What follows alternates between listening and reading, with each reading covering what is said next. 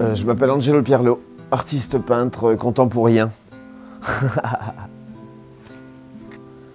Mon engagement dans l'art, c'est carrément un engagement vis-à-vis de moi-même en fait. Pour graver le temps, pour laisser la marque et pour relater des faits, qu'ils soient personnels, historiques ou émotionnels et même revendicatifs. Ouais. La peinture peut même être agressive pour son temps. On peut peindre des choses inregardables, on peut peindre des choses qu'on va aujourd'hui nous interdire. Et en fait, j'essaye de creuser de plus en plus là-dedans pour extraire des images qui viennent de notre quotidien à tous, de nos sentiments humains les plus profonds. C'est pour ça que j'appelle ça du philosophisme.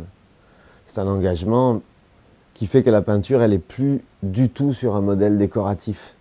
Elle est uniquement sur un modèle revendicatif, parce que l'art a le droit, et se doit en fait, à la base, de détourner l'image publique pour en faire autre chose.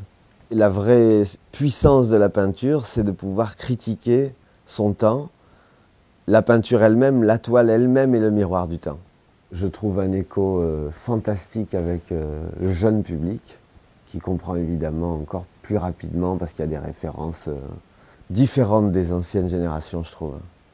Ils comprennent tout de suite ce que ça veut dire si je peins justement Michael Jackson alité en train de mourir dans le dernier level de la tragédie que je compare à celle du Christ, par exemple. C'est un sacrifice de notre temps, parce que c'est ce que je pense. C'est quelqu'un qui a voulu donner une image qui n'est que de l'amour, quoi. Et le résultat, c'est que cet homme meurt seul, finalement, dans un lit. J'adorais l'article dans lequel il y avait écrit « Qu'avons-nous fait de Michael Jackson ?» Je trouve la phrase extraordinaire, parce que ça veut tout dire. Ce qui m'intéresse moi maintenant, c'est presque de jouer avec les aspects ridicules, grotesques et théâtrales de la peinture. C'est d'en faire Liberté, égalité, fraternité, mon cul, par exemple, qui est un tableau où la liberté est bâillonnée, où une femme voilée qui représente un petit peu la foi. C'est un peu la sainte femme qui pousse la statue de la liberté bâillonnée.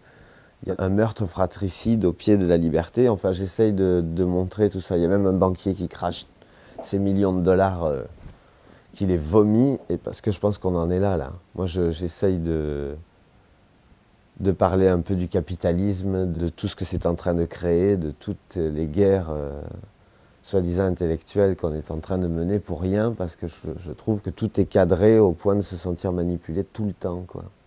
Il y a plein d'histoires comme ça, d'actualité qui me heurtent et auxquelles je réfléchis tout le temps en me disant mais comment je vais pouvoir les retranscrire sur la toile ou sur le papier, comment... C'est très difficile en une image de donner toute une histoire. C'est comme un théâtre fixe, puisque ce sont des sujets en plus qui nous regardent tous, je peins pour les autres finalement. Là encore, sur la nature humaine, c'est important de le partager avec le public parce que c'est vraiment lui, le miroir de la toile, c'est lui, quoi.